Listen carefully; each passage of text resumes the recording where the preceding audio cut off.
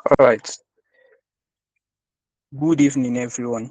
For those of you who have not been on this call so far, I am Yasir Sanusi, and I'm a member of the ABSIC Student Career Advancement Committee and your facilitator for the Work Experience, Career Development and Work Experience Unit.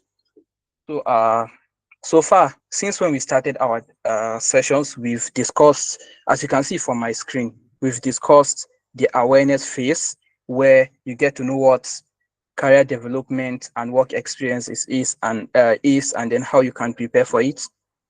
And then we also went ahead to the phase of preparation, where we described how you can start preparing yourself for career development and work experience by learning how to craft a CV, an excellent winning cover letter, writing and sending professional emails, and requesting for recommendation letter for scholarship and internship applications. And then in our next phase, which was the previous one, we discussed skills development, which is very important in your career development, where we discuss where you can get to learn skills on your own without the guidance of someone. Though we guided you on how to get these skills using platforms like edX, Coursera, YouTube, and Google search engine. So now the session that we are going to be discussing is called positioning. And then under this positioning, basically what we would be teaching you is LinkedIn, personal branding, networking, and professional visibility. So first of all, you are going to learn, like you are going to understand uh, how to use LinkedIn for building professional profile, connecting with people, and accessing opportunities. You're also going to learn how to present yourself on LinkedIn in a clear and professional way so that your profile reflects your skills, interests, and potential. We're also going to look at how to network on LinkedIn by reaching out to professionals, learning from them, and building meaningful career direction. And then lastly, we are going to look at how to build professional visibility by sharing your skills, project, and activities that show what you can do. And finally, after we are done with this, we are going to view my LinkedIn profile in brief to see how it is. So let's start.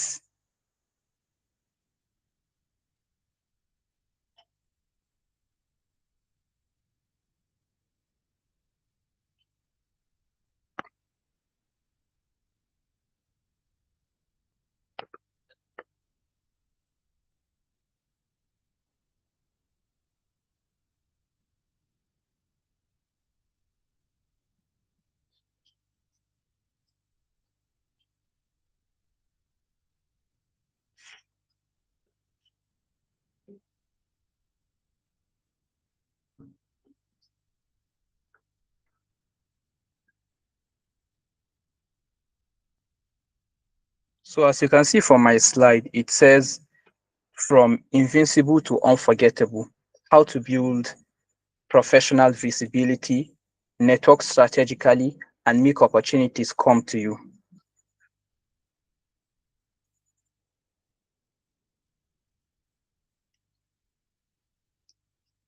So here we have uh, two students. One of the students is called the invisible student, and the other student is called the visible student. So what's the reason why they call them this name, and for what reason?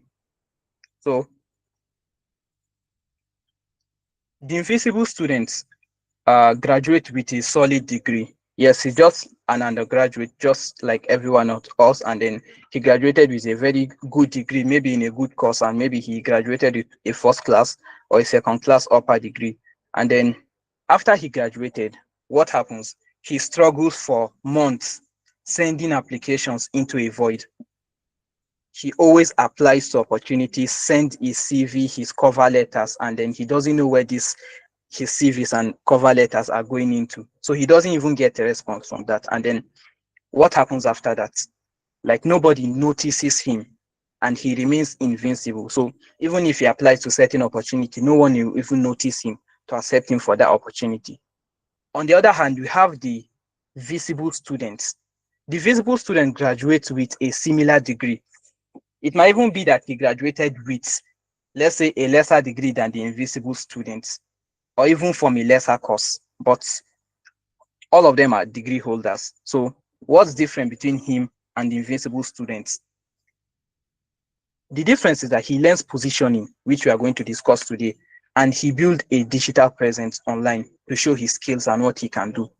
And then what follows after that, the result he gets is he gets referrals. People start referring him to opportunities, and then he receives internship, because when people notice you, they start offering you internship opportunities because they know, okay, you're a good person, you have been showing up from day one, getting up, then they'll recommend you to opportunities because they know you are competent for these things. And then he joins global communities. So you can get access to global community by building your digital presence through positioning. And then he connects with mentors online. So people like this, usually when they reach out to professionals online, these professionals will be willing to help them because from day one they have shown that they have something to offer. They have shown their skills and their competence. So what's the difference between the invincible student and the visible students? Their difference is not talent. Their difference is positioning. How did they package themselves? How did they position themselves for opportunities? That is just their difference.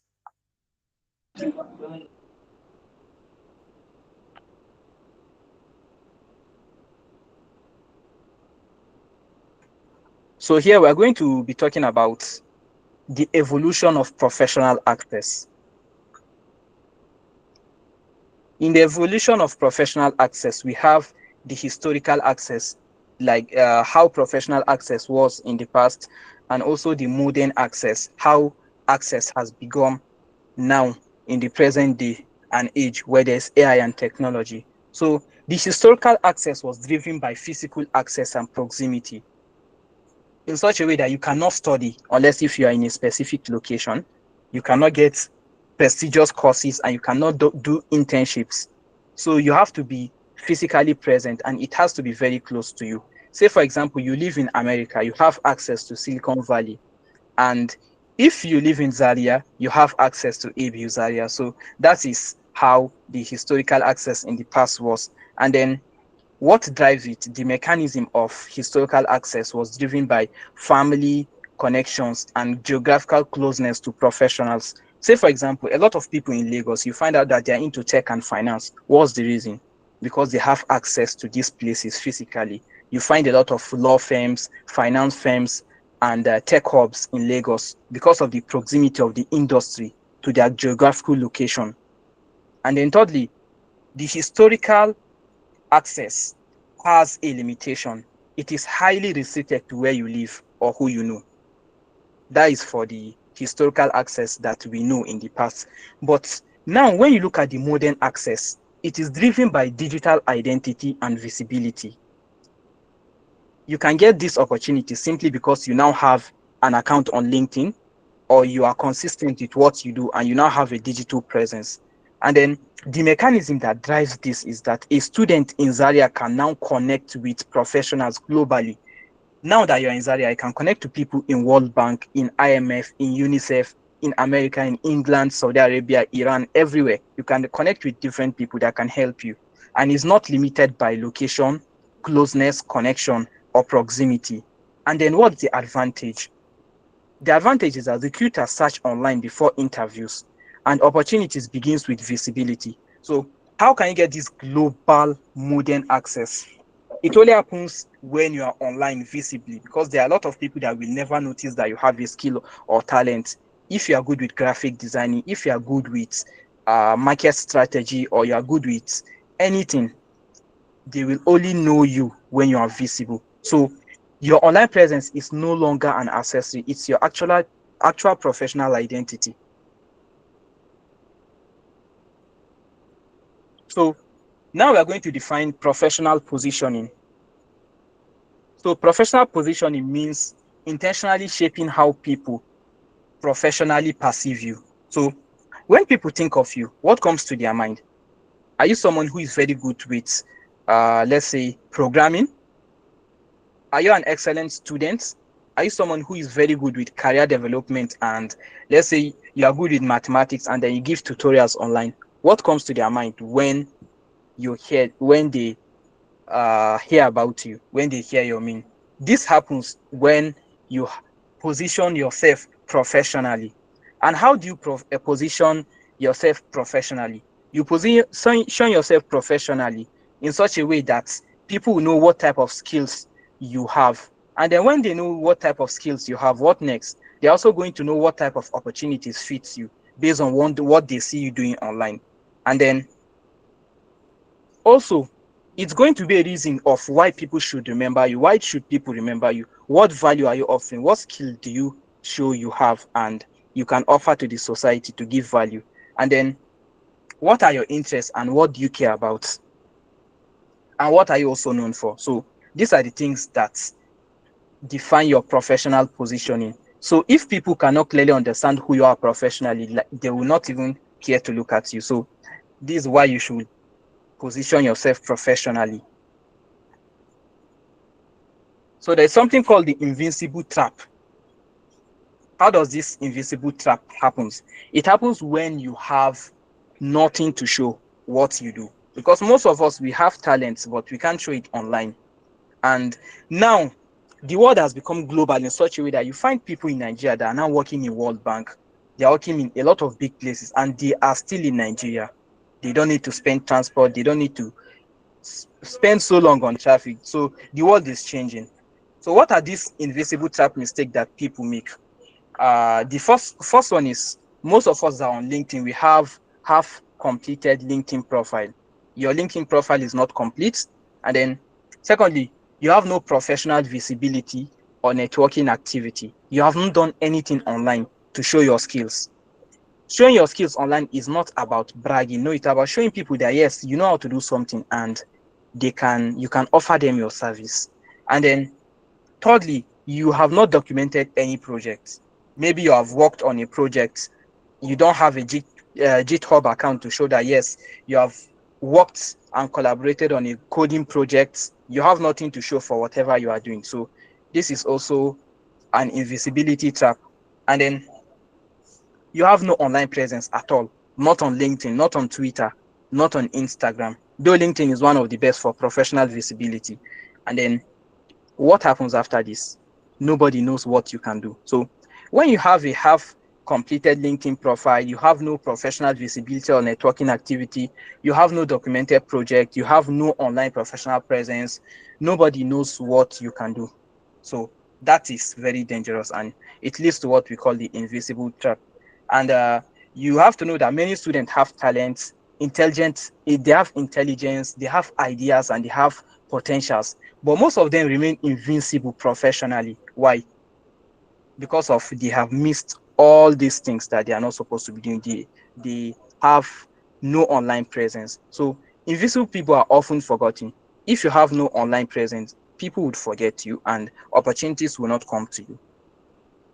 So we're going to have a very quick self audit or a reflection where you just ask yourself a simple question in your mind. So, do you use LinkedIn actively, rarely log in, have an incomplete profile, or you have no profile at all? So, this is a question you should be asking yourself as we proceed with this session. And if your answer is either yes or no, you know what to do. So, LinkedIn is the modern professional identity. Your LinkedIn profile is often your first impression before you even speak. Before interviews, recruiters use your profile, activity, project, communication style, and professionalism to evaluate seriousness, competence, confidence, and credibility.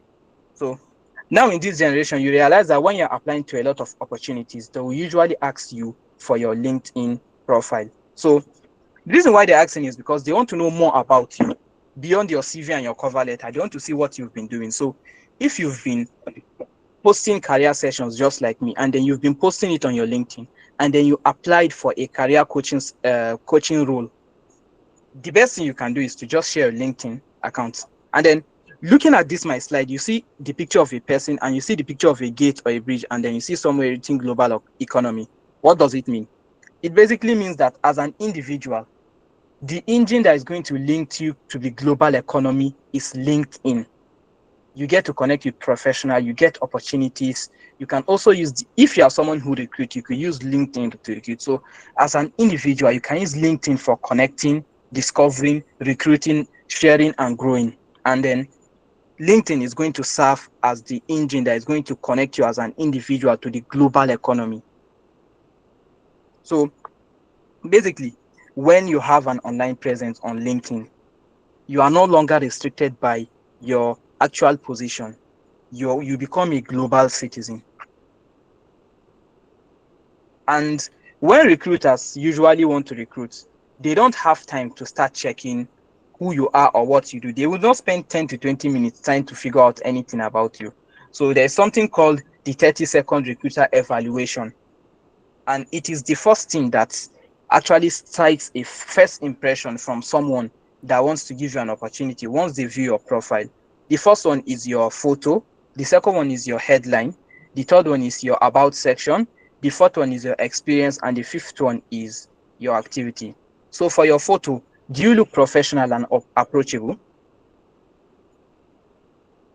Is your picture clean? Is it neat? Is it friendly? Is it professional, or is it untidy and blurry? So you should ask yourself this question. And then secondly, your headline. What exactly do you do or care about? So headline is that place where on LinkedIn you write something like economics, finance, student leader, something like that. Just a line of what you care about or what you do. So your about section is your story, who you are, what you are doing, what you are wishing to do in the future, and what you are looking forward to. So what's your about story? What's your story? And for your experience, it shows if you have actually done something. So have you actually done something meaningful? If yes, then you have to put it on your LinkedIn experience. And for your activity, are you engaged professionally? We have a lot of professionals on LinkedIn. We have colleagues on LinkedIn. Are you engaging their post? Are you sharing it? Are you engaging them in such? There are a lot of opportunities that only come to you when you engage people's posts on LinkedIn. So are you engaging people's activity? So as I said, recruiters, they don't spend much time looking at your profile. What they do is what we call the 30-second recruiter evaluation, where they look at your photo, your headline, your about section, your experience, your activity. And through this, it's going to form the first impression that they have about you.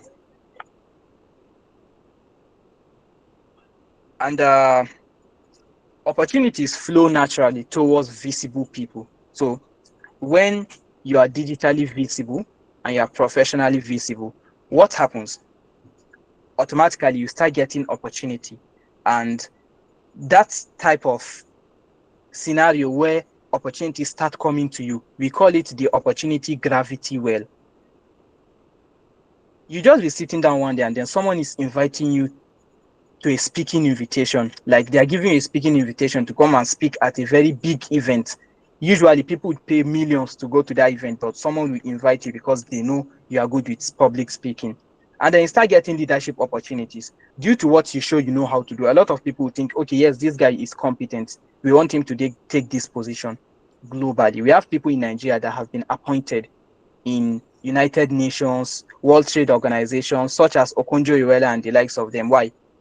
They are visible and they have shown competence. So they are now working on the global stage. And we can also be like them when we are visible. And then start getting scholarship and global connections. Me, for example, I have a lot of mentors that will always reach out to me and say, yes, there's so and so opportunity. Have you applied? So when you're visible, we usually get access to these opportunities. And when you're not, you not get these opportunities. And then global connections, you find people from around the world wanting to connect with you because they see you as someone worth connecting to. And then you start getting collaboration and referrals. Now that people know that you are very good with what you do, they would love to connect with you and collaborate with you on a job. And also you'll be getting referrals. You'll be sitting down randomly and then someone is going to call you and say, I got your number from so and so. He said they are very good with this. We are offering you a certain amount of money. We are going to give you accommodation and transportation. Please do this for us. And it's going to be fully funded. So this is what we call referrals. You are not in the room, but someone is saying good things about you because you have shown visibility and you are good at what you do. And then you start getting access to internship and mentorship. There are certain people that once they know you are good at something and there's an opportunity coming, do not recommend anybody. It's you they will recommend. Why? Because you are a visible professional.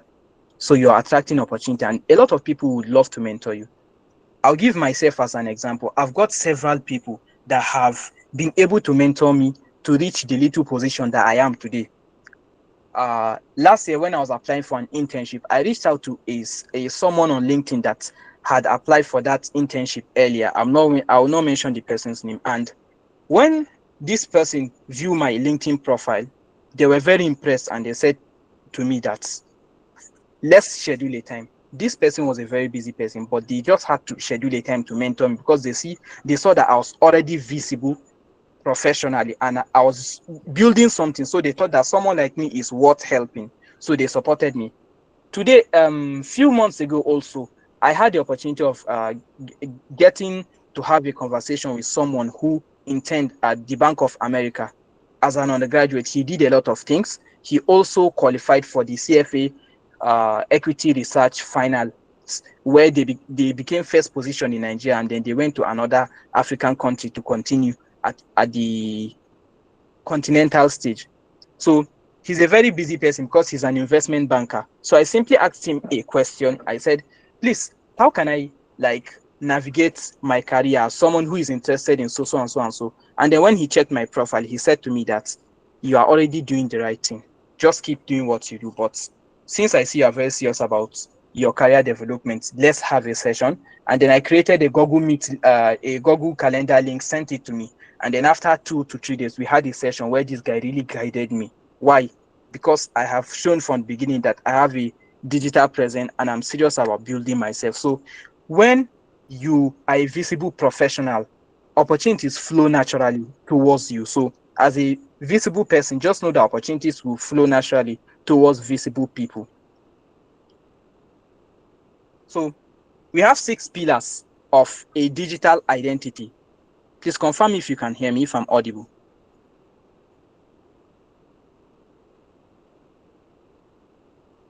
All right. We have 6 pillars of a digital identity. The first is a professional photo. The second one is a strong headline. The third one is about or summary section. The fourth one is experience section. The fifth one is the skills and certifications. And then the fifth one is skills and certification. And then the sixth one is activity and visibility. So these are the 6 pillars of a digital identity. And together, these 6 elements shape your professional perception online. So when you have a good professional photo, you have a strong headline, you have a good about summary, experience section, skill and certification section, activity and visibility section, it's going to help people to see it positively. The perception people have about you online will be very positive, and a lot of opportunities are going to come to you. So, uh, visual trust begins with the photograph, and people trust faces before reading words. So before you start telling people who you are, once they look at you, they are going to have this type of judgment of who you are. As they say, you are addressed the way you dress. So a lot of people, you find out that when it comes to their online presence, the picture choices they use is very poor. So they use blurry photos or group photo, and then maybe you have a distracting background photo that you took in party. And then some people might snap with their friend, and when they have issue with their friend, they'll now cut the photo. They'll now use the second half for their LinkedIn profile, which is more nice. And then we have professional standard. How is a professional standard photo? It is very clear and high quality. Your face is shown clearly with good lighting. And in such a way that you are professional and you are having an approachable expression. It is clean and it has undistracting background. So you can, as you can see from my picture here, you can see how clean it is and how professional it is. So this is how a professional photo is supposed to be for your online presence. So by all means, you should try to avoid any photo that is not unprofessional. You must not have the cleanest picture on earth, but once someone look at your picture, they should not see anything blurry or distracting, or a photo you took in party. They should see something that is clear and high quality, and your face is shown clearly, it has good lighting, and it is very clean. Your facial expression looks nice, and it doesn't have an undistracting background. So now we are going to move to headline, and then we'll look at the specific, specificity formula for headlines. So this word is difficult to pronounce. It's called the specificity formula for headlines. So it means that your headline is specific. That's meaning of specificity, right?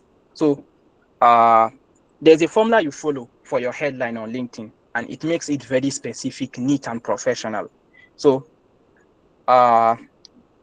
first thing you are going to do, don't ever write on your LinkedIn headline, economic students only, or looking for opportunities. When you write economic student, it shows that this one is not looking for opportunities, because he's not showing us what he can do beyond being an economic student. So don't just write economic students. And don't write looking for opportunities, because when you write looking for opportunities, it's going to make you look like a desperate person. Like, what do you have to offer before even saying you are looking for opportunities? Like, what have you shown that shows you are looking for opportunities? So you look desperate. You look desperate when you just use looking for opportunities. So what should you do instead? You are going to use the specificity formula for headlines, which is you are going to mention your role, and then follow it with your specialization, and then you follow it with your value or interest, and it's going to make you unforgettable. Once someone looks at your profile, they'll know exactly who you are, because you are very specific, and they'll always remember you by that once they read your headlines, because it's very brief, straight to the straight to the point. It shows your role, specialization, value, and interest. So how does this specificity formula for headline uh, look in reality? So before, you had someone saying economic students or looking for opportunities, and this person is looking unserious and desperate. So after he applied this specificity formula, what happens? His profile becomes very specific and clear. So for his role, he writes economic students. For his specialization, he writes finance and strategy. For his value and interest, he writes research and internship. And we have another example below. For his role, he wrote economic student, and then specialization, you write financial modeling, and then value and interest, you like policy and fintech enthusiasts. This is very simple, and you don't need to make it very complicated. You don't need to put you are the section of this, or you are the this or that. You can put it if you want, but it has to look very specific and professional. And also, one thing I can add is, in this headline, you can also sell yourself. You can say, I'm a career coach. I help individuals gain clarity from unawareness to job markets in the global space. Something as brief as this, to show you are selling yourself and what you can do. So you can use whatever example you want, but make sure that it is very specific. It states your role, your specialization, value and interest, and what you can offer. So now we are going to look at the about. And in the about, we have something that we call the architecture of an authentic story. So in your about, in your LinkedIn about, how should it be? First of all, it should contain introduction. Secondly, your interests. Thirdly, your direction. And then fourthly, your experience. So for your introduction, it basically shows who you are academically and professionally. So you can mention, okay, my name is, or you can start that I'm an economics student and something like that. So that is your introduction. And then for your interest, it shows what areas excite you and why does it matter to you. So you're going to discuss, you're interested in economics, finance, agriculture, financial modeling, or Python programming, and why does it matter to you? So that is in your interest. And then when it comes to your experience, you can briefly discuss what you are learning currently, what you are building, or what team are you leading. So it's going to show your project, your skills, and initiatives. So that's for the part of your experience. And then you now have a final phase, which is the fourth part. It has your direction. Your direction basically indicates where you are going or what you hope to contribute or grow into in the future. So in your about section, you use the formula of the architecture of an authentic story, where I mentioned that you have your introduction, you have your interest, you have your experience, and you have your direction. So this is something that is going to let recruiters and potential mentors and opportunity givers to look at you as someone who has a direction and knows what he does and knows what he's currently doing and has even done something good in the past. And it makes them to consider you. So when it comes to your experience section, you find that a lot of students, they just mention member of student association, just like that. Member of student association. So what student association is that? What have you done? You haven't done anything. On the other hand, we have another student, which is the visible one. They don't just indicate member of an association. What they do is they start that association on LinkedIn. They add it to their job experience, and then under the job description, they write coordinated a 5-person team organizing student career development initiative, and they'll conclude with something like reaching 100% admission rate, something like that. So they'll not just mention that they are student association. So they'll use action word to show that they have coordinated a number of people in organizing a event, and this is what they achieved. So basically, if you look at the first person that just mentioned he's a member of student association, and then the second person that says he coordinated a 5-person team, what's their difference? The difference is that the second person is able to transform tasks into impact. He did not just list role, but he actually showed what he did, what he built, and who he led, and what changed because of his contribution. So you should avoid random skill stuffing by all means. You can highlight relevant technical and practical competencies. Let's say you are very good at using Microsoft Excel, or you're good with financial modeling, Python, data analysis, or you're a very good person when it comes to leadership or project management or public speaking. You should always highlight that in your tasks when you're transforming your tasks into impact. So you could always use action verb, because action verb creates stronger positioning. So now we are going to talk about networking. So when it comes to networking on LinkedIn, we have two types of people. We have people who are transactional when it comes to networking, and we have people who are relational. So the transactional person when it comes to networking is someone that just has in his mind, what can this person do for me? Whenever they meet you, the first thing that they're thinking of is what can you do for them? They don't want to add value, but they want you to give them value. And then they are always having it in their mind or in their messages that I need opportunities urgently. So they always want to show that they need opportunities. They always come with a need, as though they're in the market wanting to buy something they want. And then they don't like networking. They feel it's a waste of time to network. So let them request first, and then later on, when they get what they want, they can network.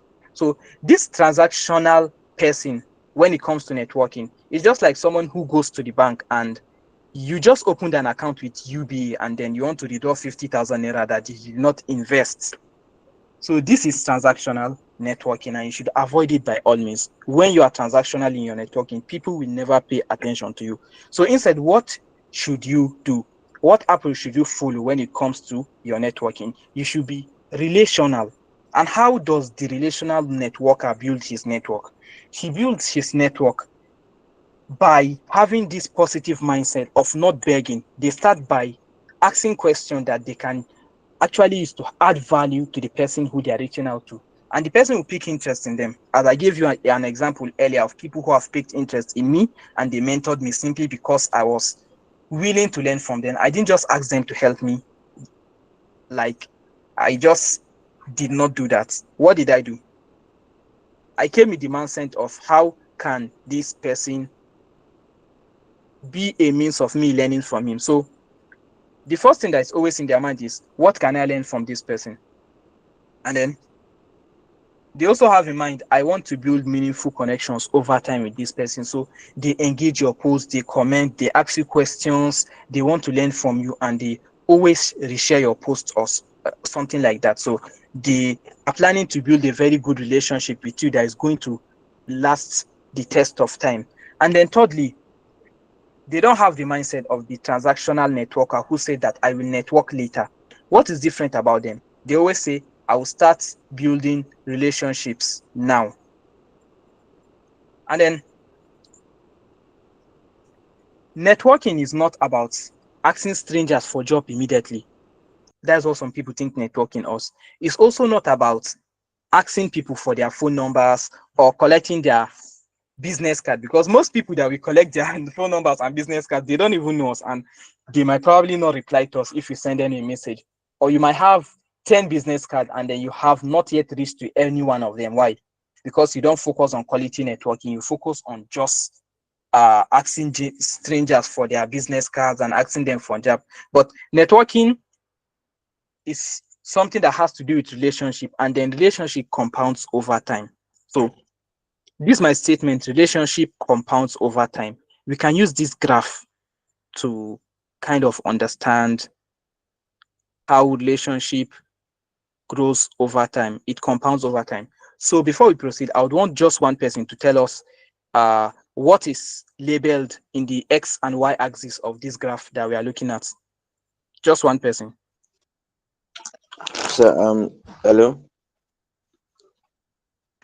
please can Hello, you hear hello, I me? can hear you.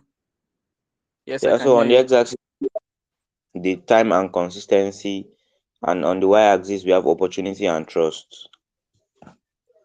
Thank you. Thank you. Thank you so much. So as you said, in the X-axis, we have time and consistency.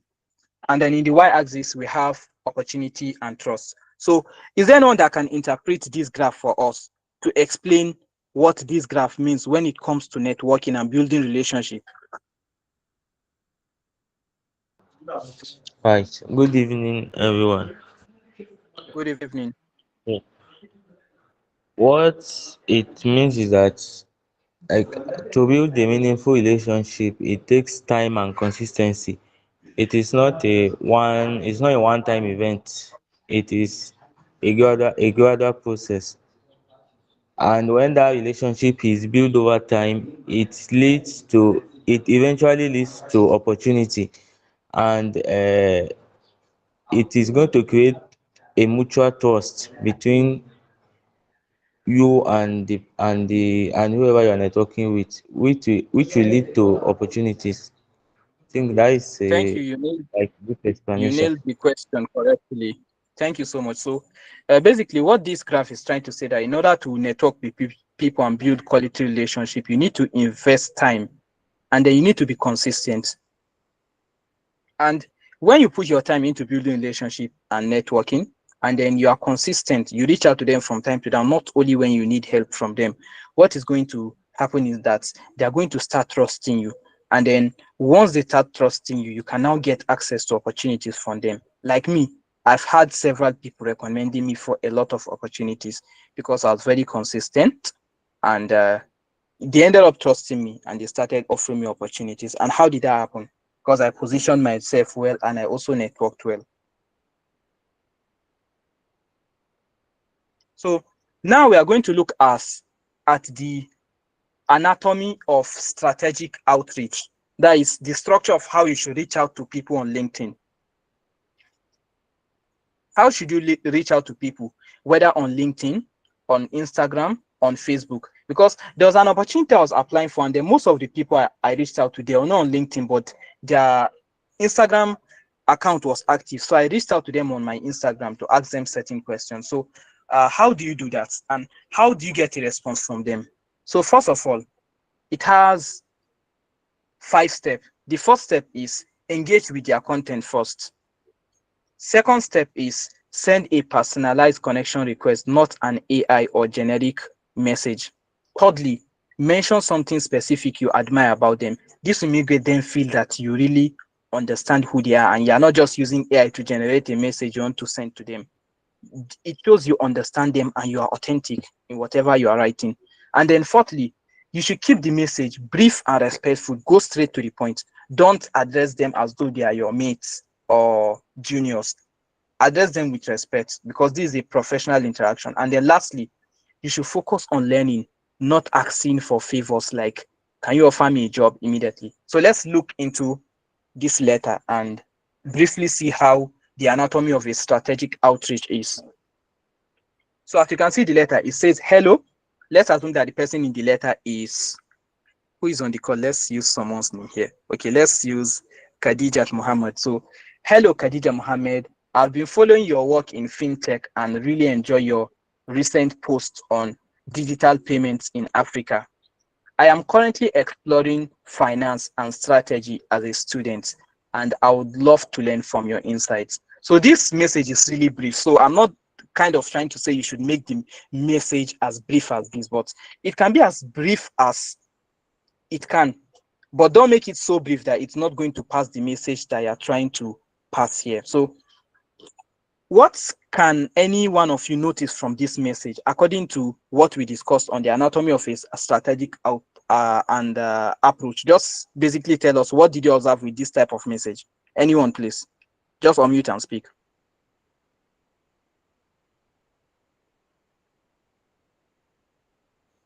Hello. Hello, you can speak. You're audible. So regarding the message, I can say it is very direct and specific. So it's not like Mhm. it's beating around the bush. It goes very specific and direct about what he's talking about. So that's what I noticed about the message.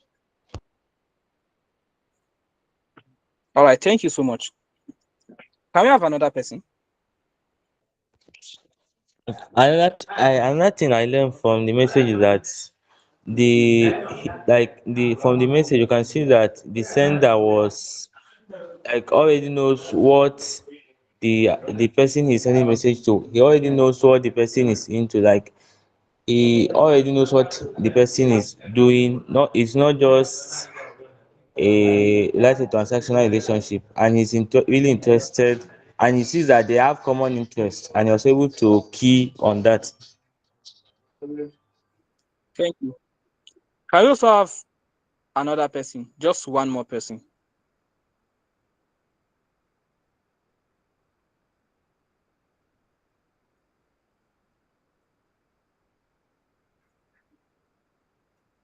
Can we have one more person in 5 seconds? 5, 4, 3, 2, 1. All right. So basically, this message shows that this person is really interested in you, and he even knows about you long before sending you this message. And probably when you send a message like this to someone, the person would not perceive you as a strange person, because you have been commenting on his post, you have been liking, you have been sharing, you have been commenting, you have been engaging. So now you're reaching to him as someone who already knows you. And then it shows genuineness and interest and wanting to learn. It doesn't show that you are a needy, right? So do you think it is possible that someone sees you sending this type of message to them and that person is a good person, no matter how busy that person is? Do you think this person will not give you a bit of their time? To me, I would say it's not possible that they'll ignore you. They'll definitely give you time. And if they don't, then be rest assured that they are very busy. So we have do's and don'ts when it comes to networking. Number one of the don'ts of networking is you should try as much as possible to avoid copy and paste message. The message that you send to Mahmoud, don't copy it and send to whose name should we call here? Abdurrahman. The message you send to Nana, don't copy it and send it to Oyekunle. Avoid copy and paste as much as you can. And then generic compliments like, I love your profile, I love what you do. Like, you are not even specific, just like the last letter we went through. And then aggressive follow-up. You send someone a message and you waited 1 minute, only 1 minute, the person does not reply, and you decide, sir, I sent you a message and you have not replied. This is an aggressive follow-up. You should spend 1 hour or two and then you politely return back. There are days when we spend weeks just to get in contact with people because we know who they are and what value they can offer us, and we know how busy they are. So we spend weeks before they respond to us. In fact, I have someone that I know, personally speaking. He's one of our mentors. He graduated from this school. He now works in the IMF, and he worked in the World Bank before going to IMF. So I always wanted to have a time with him where we speak, and then he's going to teach me a lot of things about him. And then he is still very busy, and I still reach out to him. I have his number, and we I also tag him on LinkedIn and engage his posts and stuff like that. I understand that this guy is very busy, so I don't stress myself to say I'll be reaching out to him. There are days where I'll spend weeks without reaching out to him because I know he's very busy. So don't be aggressive with your follow-ups. And then another don't of networking: don't ask for a job immediately. Don't just say, "Hello, sir. My name is this, and I'm a recent graduate. I want you to check my CV and then forward it to your manager at Google so that I can know if I can get a job slot." This is a very nice thing to do, but you should not start asking for job and opportunities immediately. You should avoid that by all means. And then also, you should avoid messaging people only when you need their help.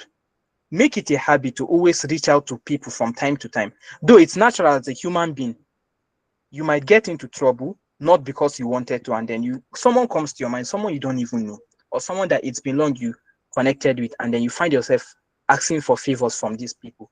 This is natural, but as much as you can, you should always make sure that you are talking to people even when you don't need their help, unless if you're a very busy person like me. And till today, I reach out to a lot of my mentors, my friends, my relatives, even people that don't care about me. I reach out to them to hear how they are doing. Why? Because I know that it's going to help me. Even if they have nothing to offer me, even my juniors, I do call them sometimes. I do help people even when they have never called me for it, because I know I was once at that level and I needed a certain help. So psychologically, you know that yes, these people need help, and they don't even need to tell you. You can reach out to help them. And what does it do for you? You get that type of privilege of winning their heart. And in fact, when you get into an issue, they'll help you without them looking at you like someone who only messages them when you need their help. Today, I have someone that never speaks to me. He was calling me to ask me for money and so on. Though I actually was not happy with his condition, but yes, we should not make our relationship to be transactional in such a way that if someone wants help, that is when they reach out to us. We should try our best to keep good relationship with people. Is very important, and it's going to take you to far places. So how are you going to do it now? We have discussed the networking don'ts. So now our strategic focus of our networking do's and musts. What are they? First of all, instead of using copy and paste message, make sure your message is specialized. Just like our previous message, it should be specific, and it should also be authentic, and it should also focus on what exactly you want to learn from that person. So it should be authentic. It should have authentic learning focus. Thirdly,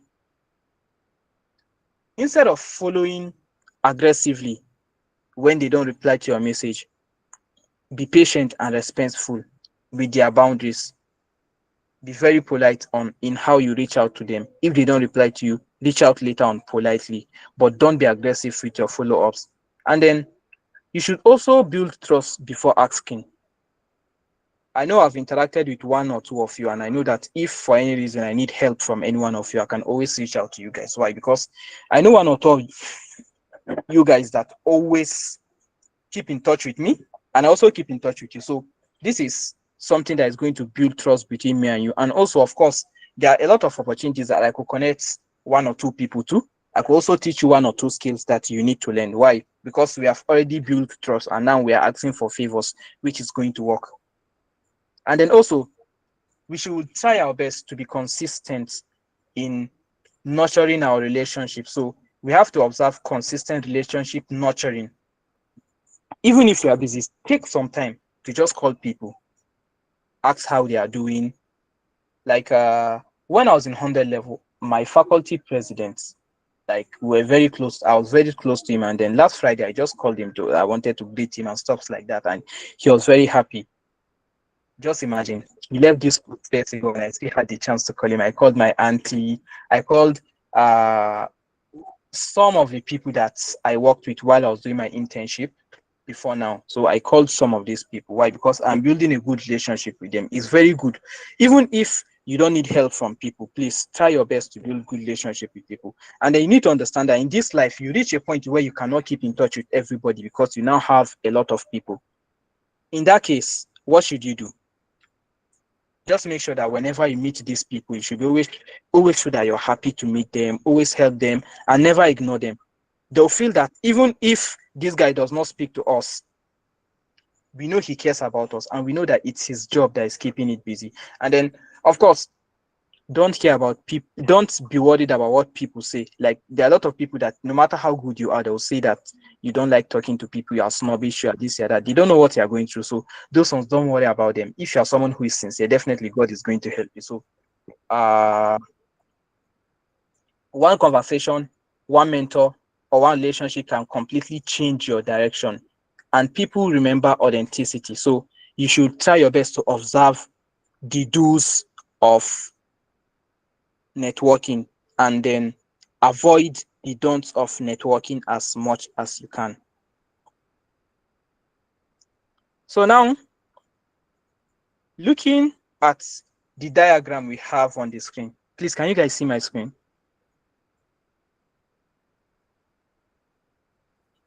Yes. All right. So if you can see this diagram, we have a place labeled part A and part B.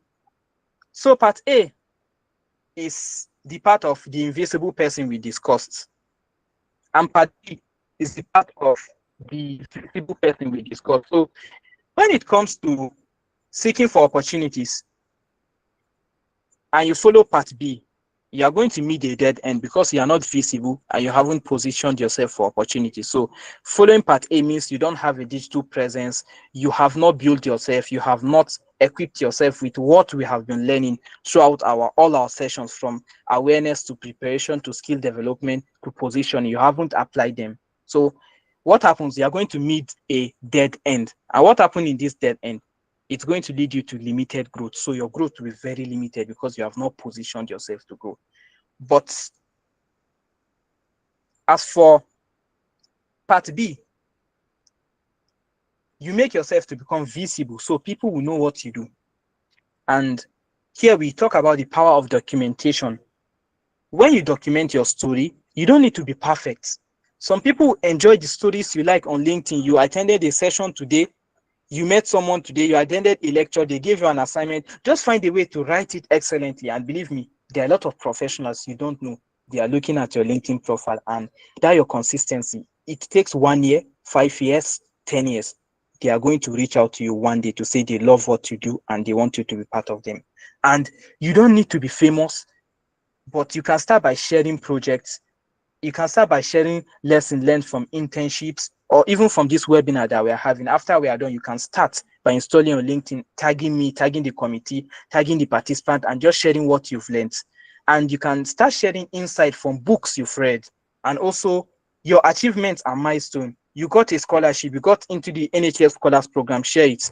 You got into this, share it. But share it in such a way that people will be inspired by your story. Don't ever share a post that will make people feel jealous, though there are people that will feel jealous, by the way, or people will feel small, or people, whatever you are trying to do to show that you are doing something, please always try to make sure that the regular person who is struggling has a lesson to learn. Take me, for example, if you go to my LinkedIn, Yasir Sanusi is my name, you can search. You see that most of the time I share things that would benefit people. I usually don't share just achievement. I finally completed a course, I finally gotten a scholarship in. No, I always attach a story to it. And before, when I had time and I used to post very well, my LinkedIn posts, they used to be very serious but funny. If you read one line, you are going to laugh, even if you think the rest is very, very serious. So when you start documenting and start showing up, what happens? People notice you. And when people notice you, it leads to an outcome. And visibility allows people to connect with growth and not perfection. So people that are always showing up on LinkedIn, such as Abigail, sharing a lot of her engagements on LinkedIn. I from time to time I do see her post on LinkedIn. So she's growing, she's doing excellently, and of course, all of us are not perfect, but when we see people who are consistent, we know. So in the future, if I have an opportunity, I would even love to share it with Abigail. Why? Because I don't know if Abigail is in this call with us, because she's always willing to learn, she's consistent and stuff like that. So you should be that person who is always visible, and people are going to notice. And then when they notice you, they are going to trust you, and they are going to remember you. And when there's an opportunity, they are going to recommend you. And then, mind you, silence is very risky. The risk of silence is that if nobody knows your skills, they don't know your interests, they don't know your project or your growth, opportunities becomes harder to attract for you. So visibility is the engine of opportunity. That is all what we have been trying to explain in this slide. And when we proceed to discuss more on visibility, we are going to explain how visibility has 5 pillars. So visibility have 5 pillars. So there are 5 pillars of professional visibility. First of all is what are the 5 pillars of professional visibility? In fact, not the 5 pillars. What is professional visibility pillar? There are those things that when you do them, you can use them to kind of build a professional visibility. How do you do that? Number one is by writing educational content. Secondly, personal stories. Thirdly, industry insight. Fourthly, engagement. You engage people online, as we have discussed earlier.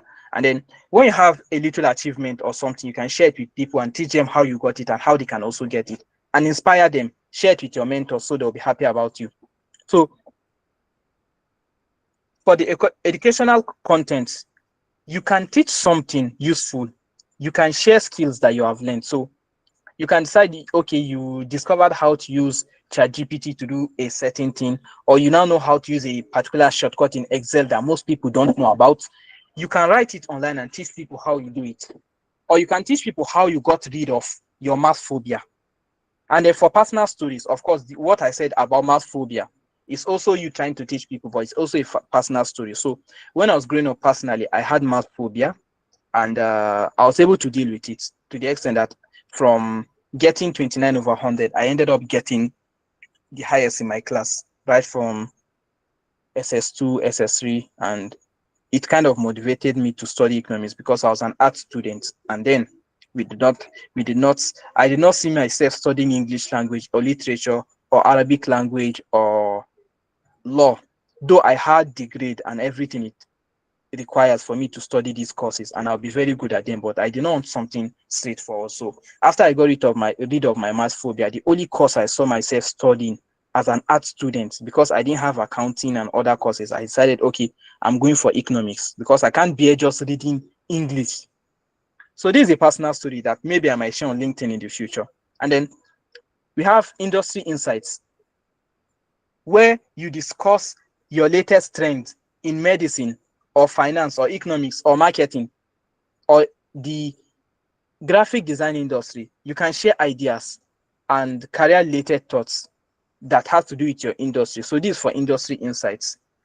So another way you can build professional visibility is also by engagement. You can celebrate events that you have attended and support other people's work. After we are done, you can decide to go to my LinkedIn and share my posts and or comment on it or forward it to another person or share it with a thought and say something good. So you are trying to engage my post. And when you do that, I'm going to notice you. And it gives you the ability to support other people and build your own professional visibility. And then you celebrate small wins and milestones by documenting your progress and completed project and courses and your little achievement. Why? Because it's kind of make people happy to see you grow. Yes. So you always share your wins and milestones. So these are the 5 pillars of professional visibility. If you do these things, people are going to notice you one way or the other. And I'll repeat them again. The first one is by posting educational contents. Secondly, personal stories. Thirdly, industry insight. Fourthly, engagement. You engage people's posts. And then you can also do that by celebrating your small wins and milestones. So if you utilize all these 5 pillars, it creates a balanced, credible professional presence for you. So embrace the 5 pillars of professional visibility. And then now we are going to look at the consistency wheel flywheel. Who knows what a flywheel is? Though I'm not going to tell you, go and search online. Who knows what a flywheel is? If you know, just unmute your mic in the next 5 seconds and speak. If you don't, I'll just keep talking. 5, 4, 3, 2, 1. Okay, you guys don't know. So basically, the consistency flywheel is a process you follow to gain visibility and position yourself for opportunities. So how does it happen? First of all, you start by documenting your progress. And then when you document your progress by posting something online, it creates visibility. So after you've documented your progress and you have shared a lesson that you've learned, or you share a project, what it does is that it creates visibility. Your network sees the authentic effort you have been making, and then what is it going to do? It's going to attract connections. People are going to engage you, professionals will engage you, and people will start reaching out to you. And then you are going to gain new experience. I've seen people entering my DM on LinkedIn and asking me questions. And why did they ask me this question? Because they checked my profile, or rather they read one of my posts. So conversations lead to new insights to share. So you guys will start interacting with each other, and then you get to know each other at a personal level. And these people also support you one way or the other. And that is the process of the consistency flywheel. First of all is you document your progress, and then when you document your progress, it leads to visibility. It creates visibility, and when you are now visible, it attracts connection. And when you are able to attract connection from professionals or people who are going to engage or reach out to you, then you are going to gain new experiences, and it will lead to conversations. It will lead to you sharing insights with one another. So this is the consistency flywheel. And you do not need to be perfect at graphic designing. You don't need to be perfect at writing. You don't need to be perfect at anything. You need consistency, authenticity, professionalism, and you should know that visibility grows gradually. So me myself, I'm not really big on LinkedIn, but one way or the other, I know I'm going to build something useful on LinkedIn, and you guys, I believe you're also going to do the same. So now I'm going to look at the power of long-term positioning. So how do you start positioning yourself for long-term relevance and opportunity? The first one is the spark, then the action, then the results, then the reward. So the spark is when you reach out to professional, genuinely admiring their work, as we have seen in the previous slides. And then what's your action again? You engage them consistently, and then it's going to lead you to learn publicly, and you document your journey. So the action is engage consistently, learn publicly, and documented his journey. And then the result is build relationship and stayed visible. So you build relationship and you stayed visible. And then over time, you get the reward. Over time, opportunities increase, mentorship followed, and credibility grew. So this is the power of long-term positioning, and it starts gradually by the spark, then the action, then the result, then the reward. So start small before you feel ready. Relationships, consistency, and authenticity matter. Build trust before asking professionals. Professional positioning is a long-term investment, so you cannot achieve it at once. You need to spend time building it over time. So now, we are almost close to the end of this presentation. So I want to ask you a very simple question. You can answer it by yourself. You don't need to like answer it here loudly. Although if you want to, you can indicate. It's not a question that you need to kind of answer loudly, by the way. It's just a reflection question. So if someone search your name online today, Would they see direction? Would they see you as someone who has direction? Would they see you as someone who is skilled or is trying to build his skills? And then would they see growth, or are they going to see nothing?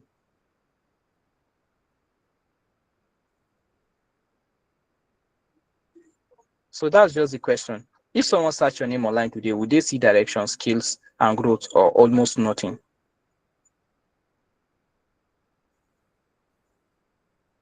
And with this, I'm going to give you your immediate visibility blueprint. This is going to be your task for tonight. First of all, if you're on LinkedIn, improve your profile with all the discussions we've had. You can go through the video, improve your profile. And then if you don't have, create one. It's very easy. You can search a lot of videos on YouTube on how to create LinkedIn profile. Secondly, upload a professional photo and write a specific formula-driven headline, like we've discussed earlier. Build your 4-part about section and add action-driven experiences. Connect with 5 professionals using the strategic outreach framework. Of course, start connecting with me. I'm also a professional in the making. And then lastly, make your first professional post documenting a recent lesson or project. You can decide to write about this session. You can tag me, you can tag anybody. So this is the 5 assignments or the 5 bullet point tasks that we have for you. And with this, I would say small actions create long-term visibility. Position yourself now so opportunities can find you later. Thank you. And then after this session, we are going to be having a live review of my LinkedIn profile. Thank you so much. If you have any questions, you can raise your hand and I'll give you the chance to speak.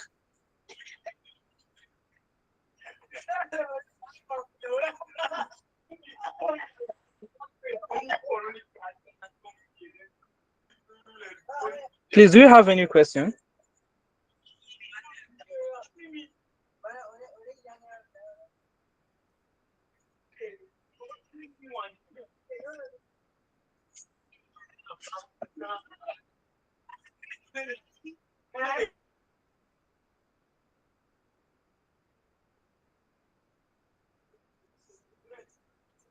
Do we have any question from any one of you before we proceed to look at my LinkedIn profile? Good evening. Good evening. I'm sorry, I wanted to ask, okay, for someone that doesn't have any experience, how do you start? Because maybe Please, can you be more audible? I can't hear you. okay, for someone that is about to start, how do you start from? Maybe I've never attended seminars, internship. How do you start from? Where do you start from? Please give me 30 seconds. Let me go and warn the people outside to stop making noise. I'm in my hostel. Okay, okay.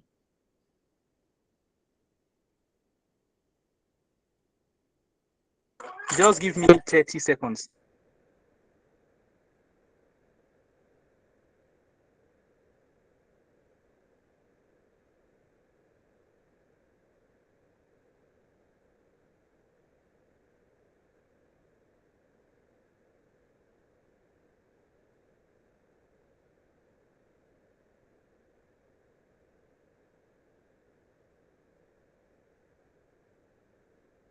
All right, I'm back.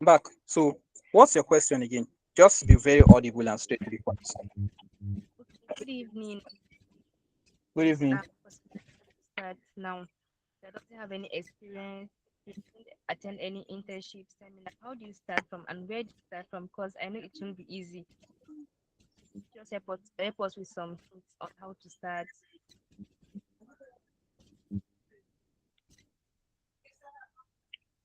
All right. So the first tip I'm going to give you for those of you who don't have experience, and that's the biggest advice I'll give to anybody, is go and watch all the videos that we've had in our previous sessions. It has covered all these things on how to position yourself and show that you have experience, even if you have never done an internship, and how you can get these opportunities and how you can have them on your CV. So please, I shared a link I think about 3 to 4 days ago, where I gave access to setting of my videos. So if you can dedicate at least 1 hour 30 minutes each day, you'll be done with every single video before I deny access to those videos. So those videos addresses every single question that you are asking.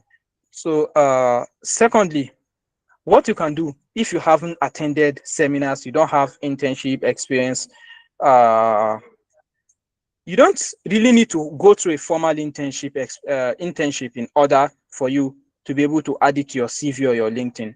Say, let's say you have a business that you run. You can say that you are an entrepreneur, and in your business, this is what you have been able to do, and you have been able to make yourself to be self-employable, and this is the type of profit you've been making. There's a way you kind of put it to be very brief. It's also a work experience. If you helped your mom in her shop or in her business, or you've collaborated with certain group of people to do something, or a volunteer experience, you can also package it to look like a job experience, because job experience doesn't only mean something that has been done in an internship of a corporate place. And then when it comes to seminars and stuff like that, you should put an eye on these things and then start attending them one after the other.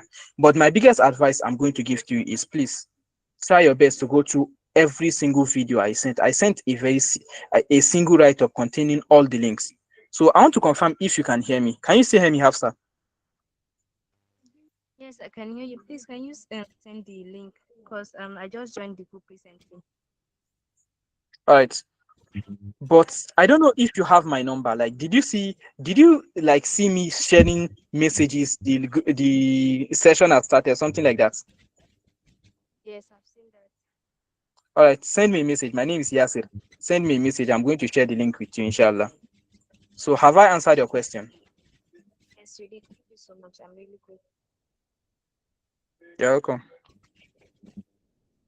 So, I can see someone in the comments say that I was not here last week. Please to share the link.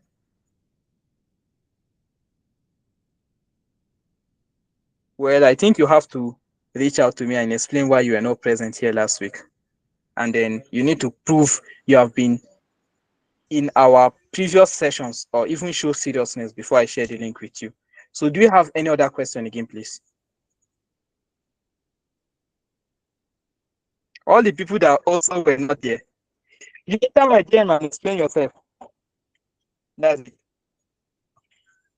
But as I told you, even if you're not here last week, I've already shared the link to all our recordings. So if you can commit just 1 hour 30 minutes each day, you are going to get anything you've missed.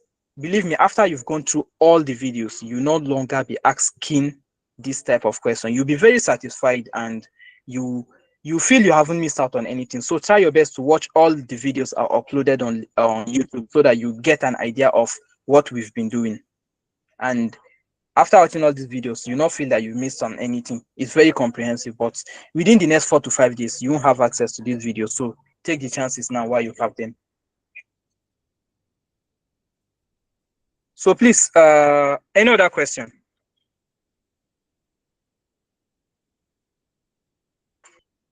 Any other question, please?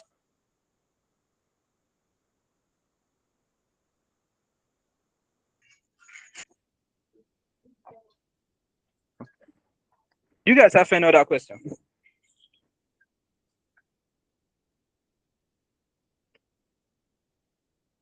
So it seems you guys don't have any questions. So let me share my screen, and then we are going to go through how a LinkedIn profile looks based on what we have discussed.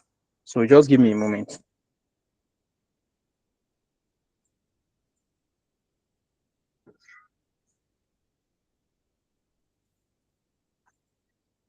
So just confirm if you can see my screen.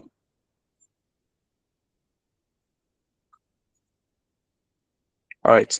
So this is how a LinkedIn layout looks when you are using your desktop mode, or you are logging in with your laptop or your tab.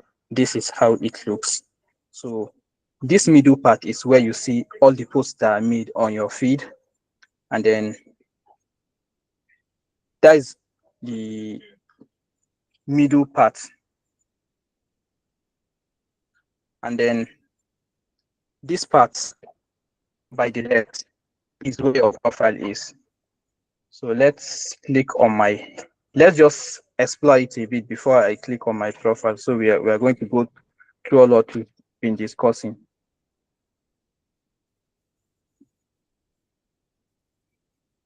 So as you can see from my screen, it shows Islamic Finance Internship Program. So LinkedIn is a place where you can get opportunities. I've gotten a lot of opportunities with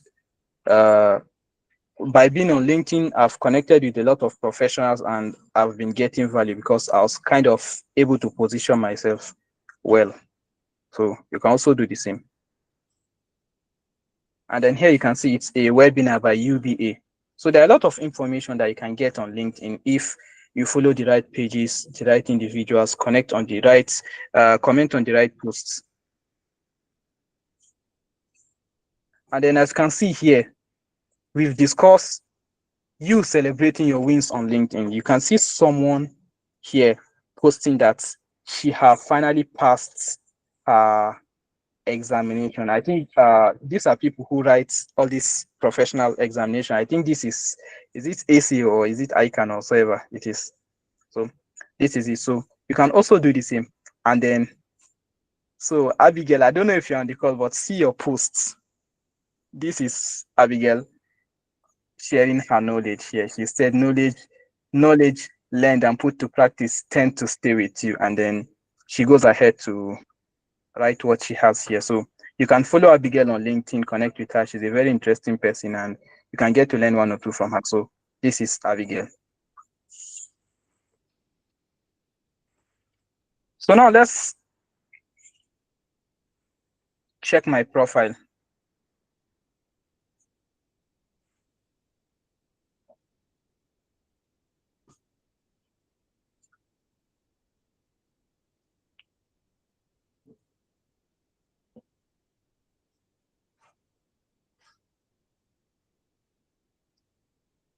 So this is my LinkedIn profile, and this place that is written Yasir Sanusi is called a background picture. There's another name it's called, I don't know it. You can make it even better than this. You can kind of write your name, write what you do, whether it's finance, a good financial modeler, or you're good with Python programming, or you are an educator, or you're a teacher. You can write it there and you can put your social media handles. So this is for it. And then this is my LinkedIn picture. As you can see, it looks very clean, looks clear, it looks professional, and it is something that's once you look at my LinkedIn profile, you not feel irritated or you want to run. It doesn't look blurry. It doesn't look like a picture that I took while I was angry with someone. So if you can get something like this, it's very important because it's build a very strong impression. It's build a strong impression. Once someone sees your nice picture, they get to know, okay, yes, this guy is approachable, this guy is welcoming in his appearance, and he looks professional. So that is it. And then when we go down here, we've discussed the headline, right? So after my name, you notice something.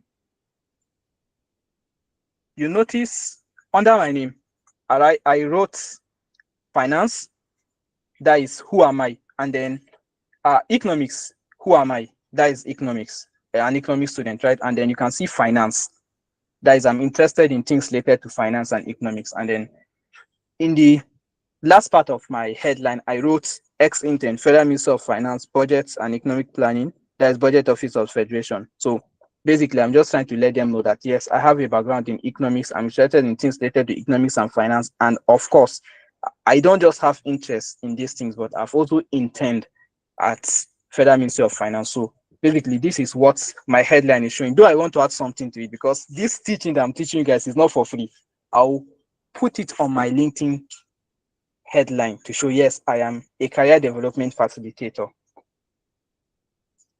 So now what are we going to go to next? Now it's our about. Let's read my about and then you see how it is. Please, if you can see my about, just let me know and then we'll follow together. So let me just read this. About. I did not mention my name in my about because my profile my account already has my name. So I started with, I am an economics undergraduate currently exploring areas related to economics, finance, investment analysis, and macroeconomics. Through my involvement in the investment society, I've been building practical skills in equity research and valuation while building a foundation towards career opportunities in economics, finance, and related analytical fields. Even before my final year as an undergraduate, I have had exposure to both public sector finance and accounting, as well as national fiscal policy. During my time at the Budget Office of the Federation within the Federal Ministry of Finance headquarters, I contributed to aspects of Nigerian's budget preparation and review process. And mind you, all these things I mentioned in my profile is not a lie. Like, these are just facts I'm saying. So I don't even add lies on my LinkedIn. I have also gained hands-on experience in public sector finance, fund allocation, and structural accounting through an internship in finance and account department at the National Hospital. Beyond academics and finance, I'm passionate about career development and helping students to become more prepared for professional world. And when you look at this statement where I said I'm passionate about career development and helping students become more prepared for professional world, this is not, this is a reality because this is basically what we are doing together. So I am able to highlight what I've done in the past, who am I, what I'm interested in. And let's continue.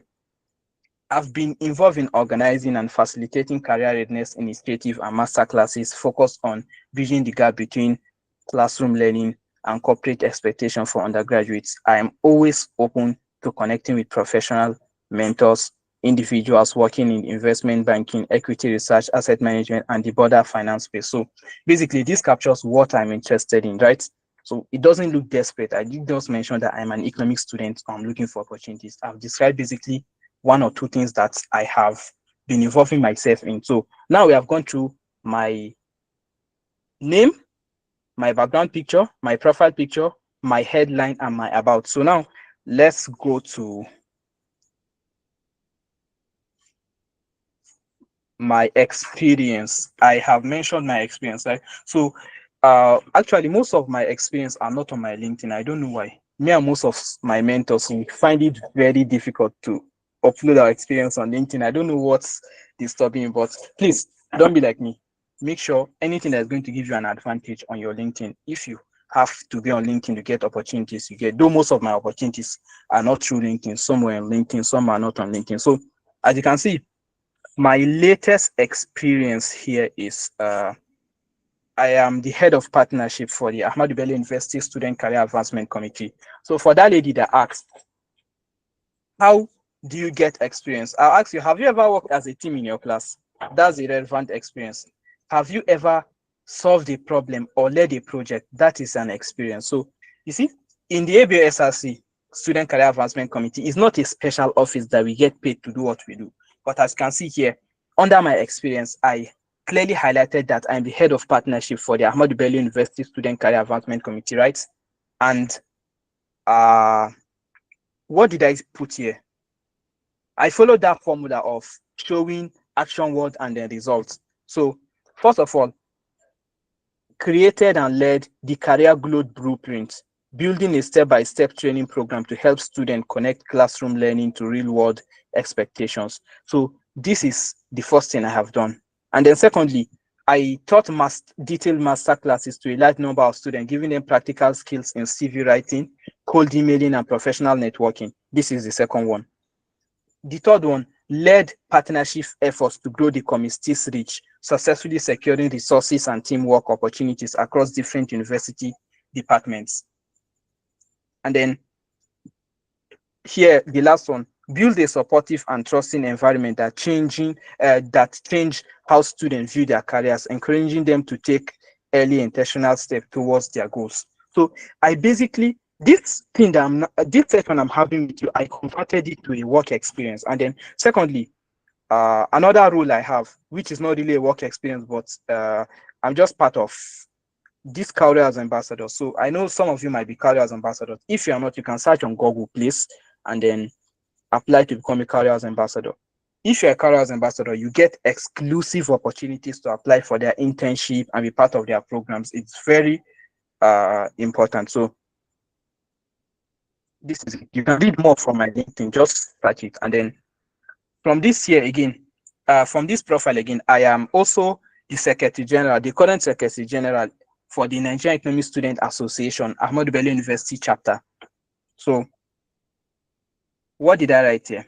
I wrote elected Secretary General of NESA ABU chapter, the largest student economics body in Nigeria, serving as a student economics body in Nigeria, serving as key chief administrative officer and backbone of the executive council. So in any organization, if you really understand who the SecGen is, like, it's basically the most powerful person in an association. Even a president is not as powerful as a secretary general. So the president is in charge of all what is happening, but the SecGen has the biggest authority because he's the person that received the letter, approves a lot of things, and without the SecGen, the association does not really function. So that's the power of the SecGen. So here I put coordinated executive meeting, drafting official communication, and ensuring a smooth flow of information across 500 plus student members. That is in my department, right? So the next one is strengthening collaboration between executive, class representatives, and members to drive impactful projects, academic support initiative, and national presentation. Recognized for leadership, sacrifice, and strategic decision making that preserves unity and secured representation in key positions during elections. So this is actually something that happened during my last departmental election. I wanted to contest for my departmental president, but due to one reason or the other, I decided, okay, now I'm no longer going for the president. I'll go for the secretary general, and it worked out for me. And I kind of used it as a strategic move to support other people to get into certain positions in my department. And then another experience, which is very important to me, sincerely speaking, it's dear to my heart, is I served as the pioneer and the first expansion manager for ISEC. For those of you who don't know ISEC, ISEC is the largest youth-led organization on earth that basically the activities align with the SDGs. So they give you experience when it comes to volunteering, exchange, and so on. So please, you guys should put an eye. I don't know, this year ISEC might release form for recruitment. I'm a member of ISEC, as well as the person who brought ISEC to ABU's area. So you can be part of it. You are going to learn a lot that has to do with leadership, collaboration, teamwork, and a lot of things. So let's read, what did I do as the pioneer ISEC expansion in Zaria? What did I do? Though most people don't even know I pioneered ISEC to Zaria, and I'm even the reason why ISEC is in Zaria. So initiated and led the introduction of ISEC to Zaria, collaborating directly with the expansion manager and coordinator to establish the national expansion manager. Yes, the national expansion manager and coordinator to establish the organization's presence, creating a sustainable platform for student development and leadership. And one thing I always love about my undergraduate journey is that I always see a problem and then I find a way to solve it. ISEC came as a result of my vision to want to solve a problem within my campus. Though I never had the wish of being an ISEC member, but they honored me to be the first expansion manager. Though I'm not the expansion manager anymore, but it's quite fulfilling to see that the platform is still growing, and now we have a lot of people that can always claim that they are members of ISEC simply because Yasir was big enough to dream and bring it to reality. And then secondly, engage the president and president-elects of the Student Representative Council, SLC, to secure institutional support, ensuring formal recognition and long-term collaboration. So when I was pioneering ISEC in Nigeria, in ISEC in ABU's area, I found a way to connect with the president of SLC. Then that is Ibrahim Naziru Kalla, and also the president-elect, which is Abdurrahman Halilu Saraki. Yesterday, I also met him. He was proud of me and what I do in school. So yes, he gave me a very big handshake too. I worked together with these people in order to get support to bring ISEC to Zaria. And the last point here under my experience as the expansion manager and pioneer of ISEC is I led the enrollment and registration of over 50 students to become ISEC members. Though we had a recruitment that got over 50 people, but not all these people became ISEC members, by the way. So I need to go back and edit this point because now we don't have up to 50 members in ISEC. And what did it lead to? Connecting them to global leadership, employability, and professional development program, resulting in tangible skill building and international exposure. And then now let's look at this my work experience in uh, as a finance intern in National Hospital. So as a finance and accounts intern in Nigeria's largest government hospital, I gained hands-on exposure to public sector financial management, working closely with chartered accountants and finance professionals. My rotation across four key departments provided me with a well-rounded foundation in institutional finance and accounting practices. Then I discussed all the places where I learned certain things as an intern in the National Hospital. The first one is the expenditure management unit, where I monitored and controlled institutional spending through vote books, expenditure recording, and compliance checks to ensure transparency and transparency and accountability. And I work in salary payroll division, where I assisted in payroll processing and reconciliation using IPPIS, which is the Integrated Payroll and Personal Information System, and DUNAC payroll software, prepared payslips, and gain insight into statutory deductions such as taxation, pension, and NHF, which is the National Housing Fund. And then I worked in the cash office, where I supported treasury function, including cash flow, tracking receipt, handling and reconciling of daily transactions, strengthening my understanding of liquidity management. And then I worked in the budget department, where I participated in budget preparation and review process, analyzing how healthcare institutions in how healthcare institution plan, allocate, and monitor resources for efficiency and sustainability. So in addition to those rotations, I contributed to daily operations such as financial record keeping, documentation, and income/expenditure tracking with Excel. This experience enhanced my technical competence, analytical skills, and understanding of how economic principles, blah, blah, blah, blah, blah, blah, blah. So these are all noise. So this is my education. I attended Ahmadu Bello University. So now we are going to the place of certification. I have not uploaded all the certificates that I have gotten on LinkedIn, but you can see one of the latest certifications I have gone through, and they have really benefited me one way or the other. The latest one is Introduction to Artificial Intelligence, and it's really improved my knowledge of what AI is and how it can be used properly. So as you can see, the advantage of putting some of your certificates here is it kind of tells your recruiter you're someone who is very interested in upgrading his knowledge to be up to date. And then I also went through finance foundations.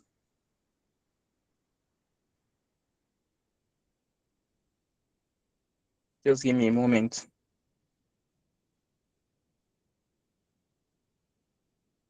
And then last year, I took a course in Islamic finance for sustainable development goals.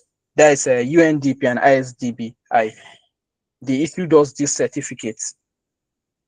And then I also took a course on Islamic finance literacy certificate program. And then I also have a certificate on soft skills for career success. That is from Joberman Nigeria.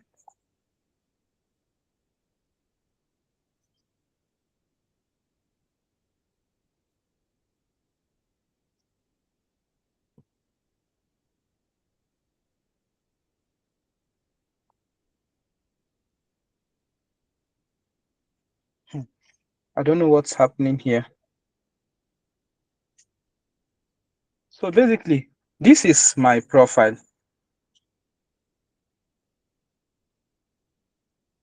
So now let's go to some of my posts on LinkedIn.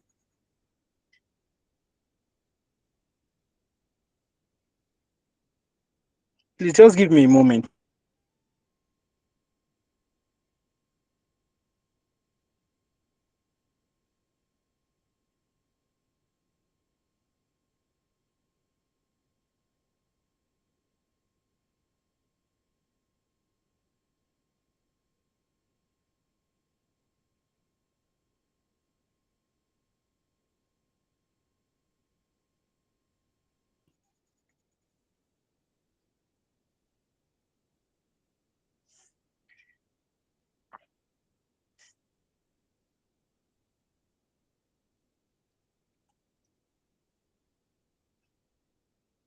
I think my system is giving me issue. My laptop is giving me issue. So just give me a moment, please.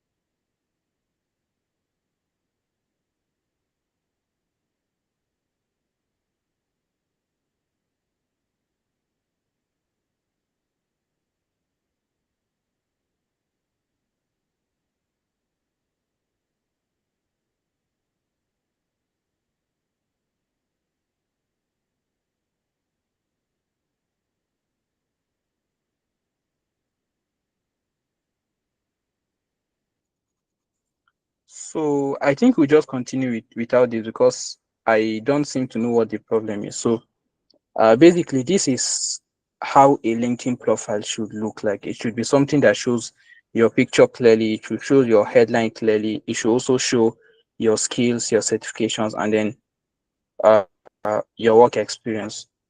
So at this point, do you have any other question, please?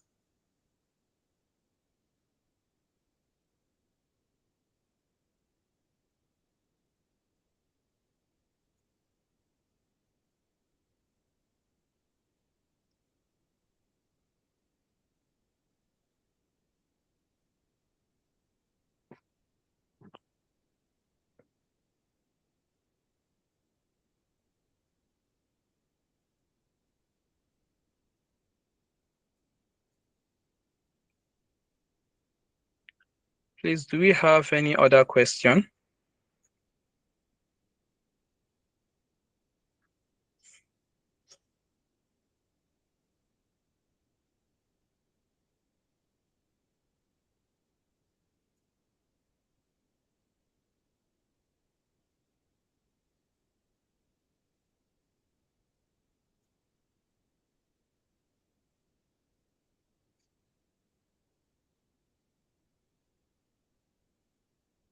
All right. Since there are no question, I think I let me share a bit of story to you guys on how I was like able to become one of the most relevant individuals within the campus. So how I was able to be one of the most relevant individuals within the campus, though I'm not that popular like that, was because I I do have a lot of things that I do, and whenever I do these things, I always try to make sure I'm solving a problem. So um recently there was a program that was launched in ABU. It's called the Student Support Associate, right?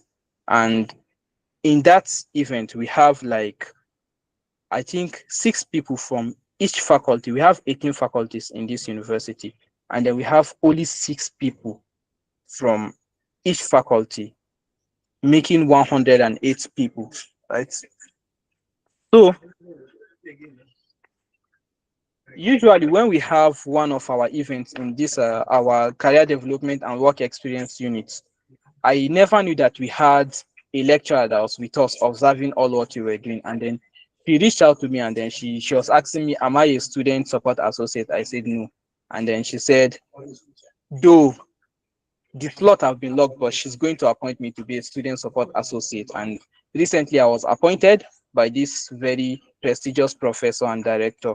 And in fact, yesterday there was an event on, is it work markets, was is it a work experience something? We had this workshop, and the lady invited me to like speak before the dignitaries of the school. So it was a very big honor for me. And then when I was on, the SRC president was very happy with me or with the good work I've been doing. And then he was even shaking my hand. Though this is a very small achievement. And then recently I've been getting invitations to host events.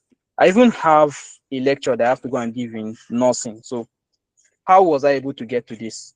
Simply because I maintain good relationship with certain people, and I was visible to show that I have value to present. So this is how I basically was able to present myself and get certain opportunities like this. So you can also put yourself at a position where you can become very relevant within the campus. It just takes strategy. I don't know if I explained myself well, but so that is it. And if I should give you for a fact that in this whole ABU, I don't think there's an economics student that is currently doing as big as I'm doing currently, like known for doing good works and stuff like that. I'm not a popular person, but I don't believe there's any economics student that's positioned himself for visibility and relevance within the campus as much as I have done.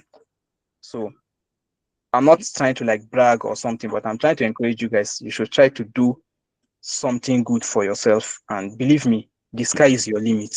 Someone like me has done it. And I even want to gist you within in my department, nobody rates me. Like go to my department, I'll get some people say kai, I beg yes it or whatsoever. So even though you find people that might be kind of very close to you. They don't know what to do, but at the end of the day, your name is going to reach the VC. It's going to reach the biggest figures in the school. You are going to be shaking hands with big people, and you are going to go global. Why?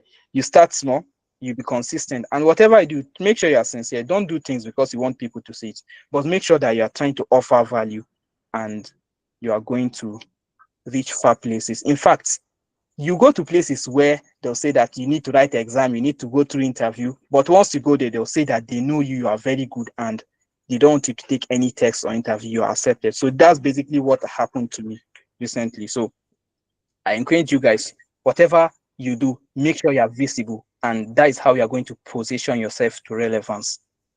Thank you so much. I don't know if you have any other question or we should end the call. Yeah, hello. Hello. Hello, I can hear you, please. I said I have a question. All right, go ahead.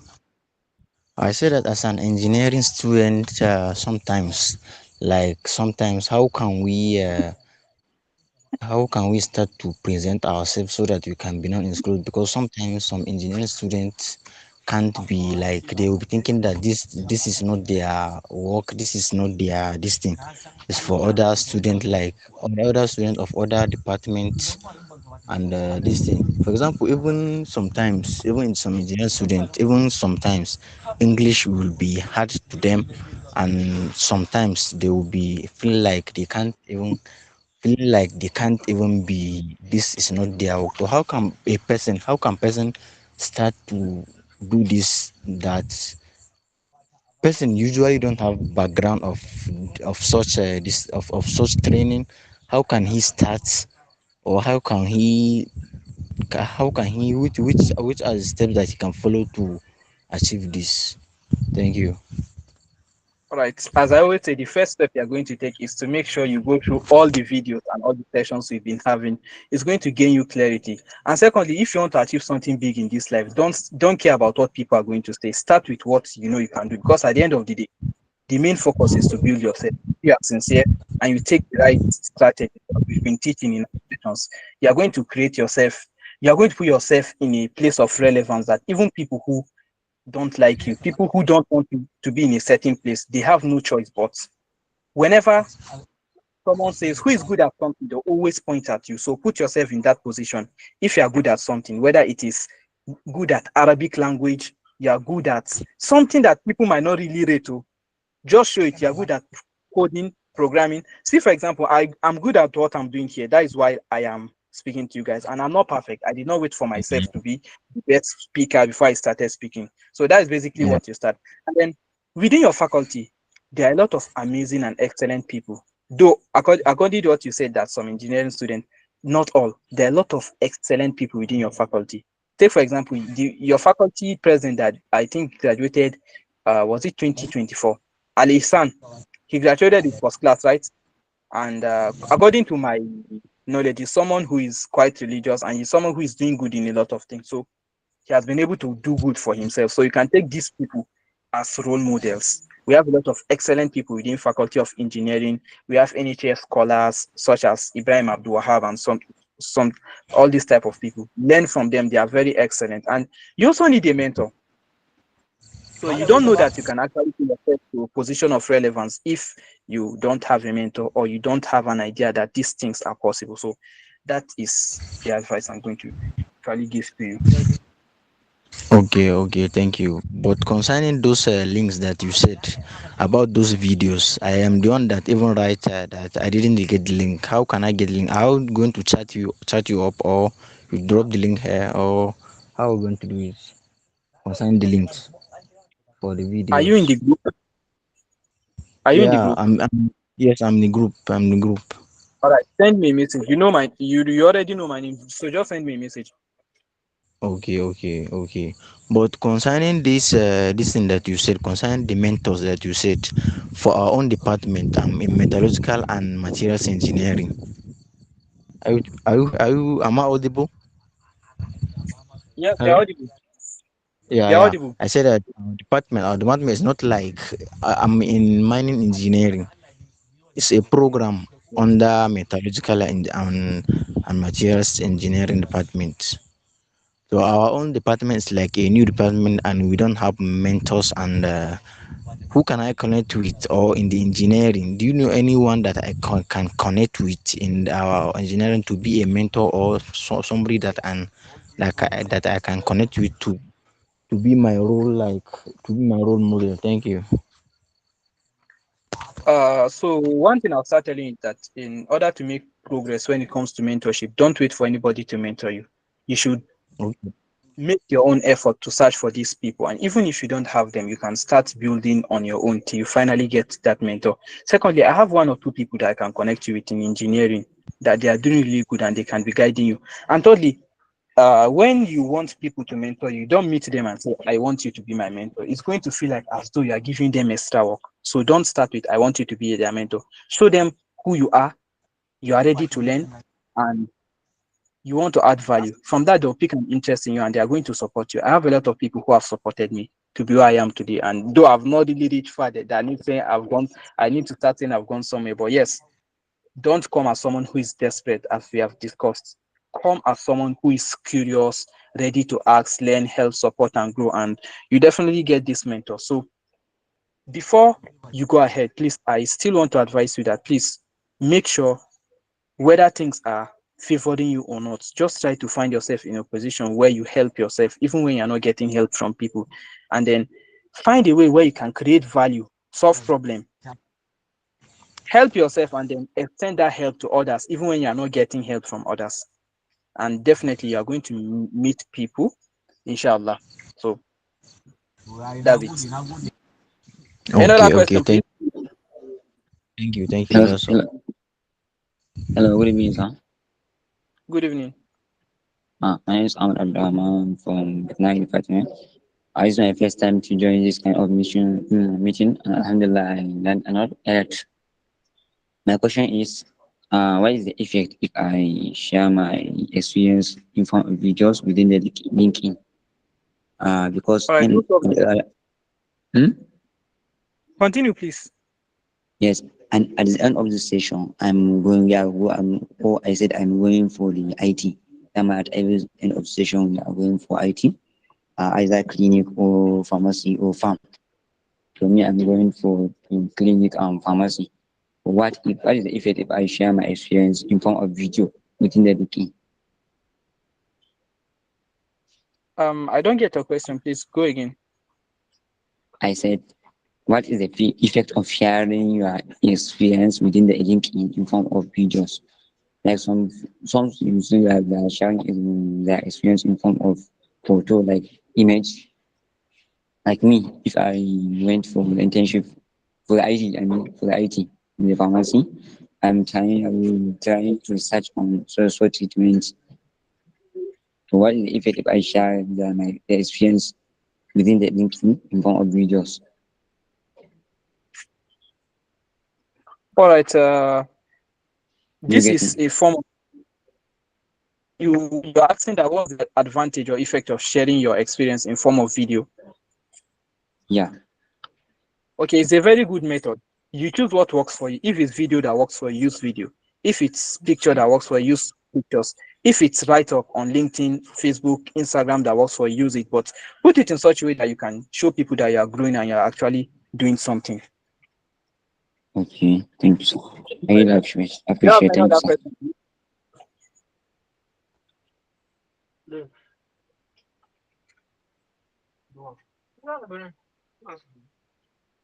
Do you have any question, please?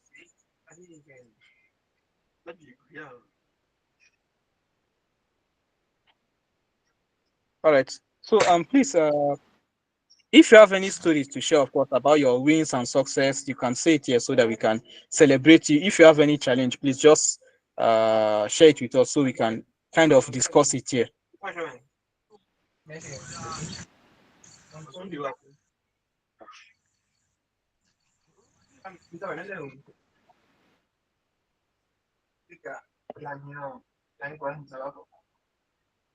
Anyone, please?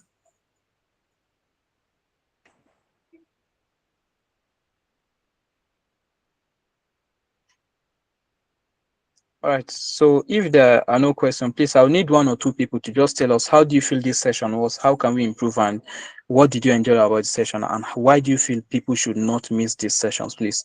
I always appreciate your feedback, and it's kind of what encourages me to continue this because I spend my time, I spend my money, and it really drains my energy to do these things. But the fact that I'm seeing value in what I do, I just continue doing it because there's nothing that makes me happy, such as using this my skill of career development to kind of equip my fellow students so that they don't go through the challenges I've gone through or make the mistakes that I have gone through. So please unmute your mic, anybody, Abigail, Oyekunle, Gracious, Mubarak, anybody, just unmute your mic. Tell us what you've learned and what are you happy for and how do you think we can improve, please.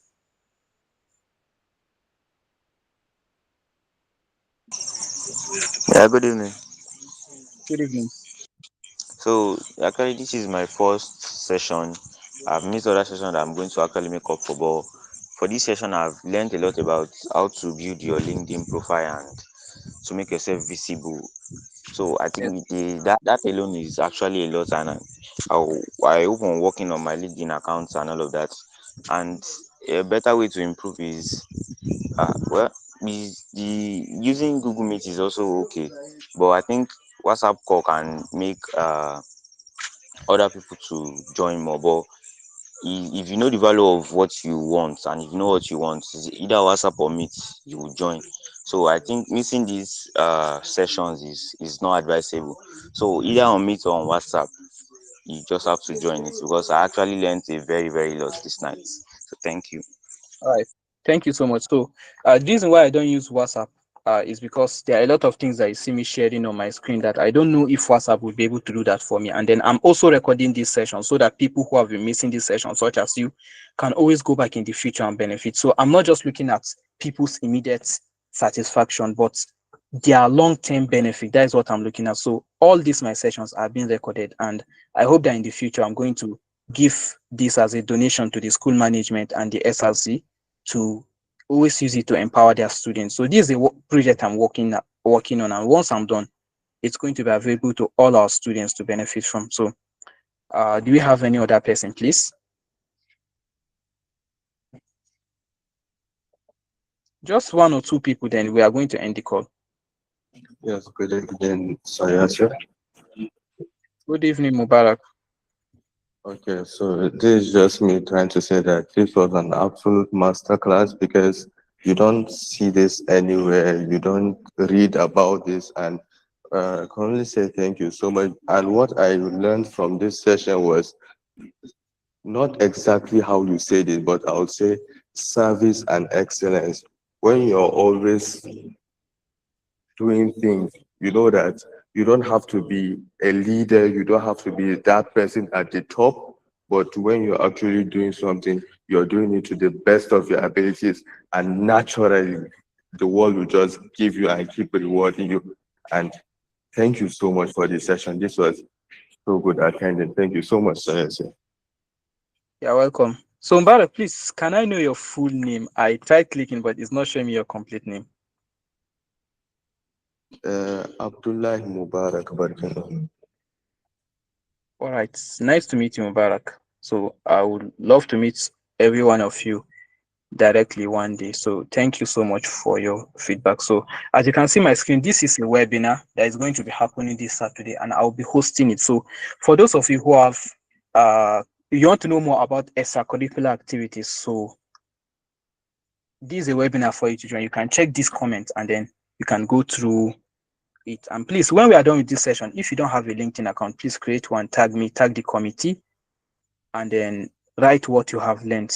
When you want to mention someone, you write at, and then you write the person's name after it. It's going to pop up and you select the person's name and just do everything. So this is an opportunity for us to network, learn from each other. And please, if you know someone who is not on this call, let them know that they are missing a lot and it's not worth missing. In our next session would be discussing access. We've discussed awareness, preparation, skill development, and positioning. And I give thanks to the Almighty for making us reach this level.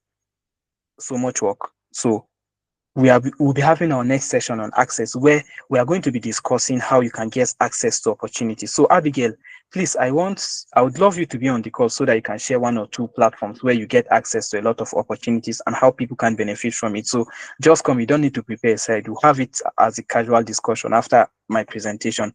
And then when we are done with access, our last session will be on work experience, because my ultimate focus is on work experience, right? So what you enjoy about the beauty of all the sessions we've been having is the fact that I structured it in such a way that I didn't go directly to start explaining work experience. I started with awareness, then preparation, then skills, then positioning, then access, then work experience. Why? Because I'm not just telling you about work experience, but I'm trying to teach you how to equip yourself for the work experience. So thank you so much. In the absence of any question, we are going to end the call. So feel free to go through all the videos I've shared, go through my LinkedIn profile, follow me, engage my comments, and write what you've learned from this session. I really appreciate all of you being here, and without it, it would not have been possible. Thank you so much. Have a nice day, or have a nice sleep. And of course, please, for those of you that are still on the call, if you have any opportunity that is going to benefit me, link me.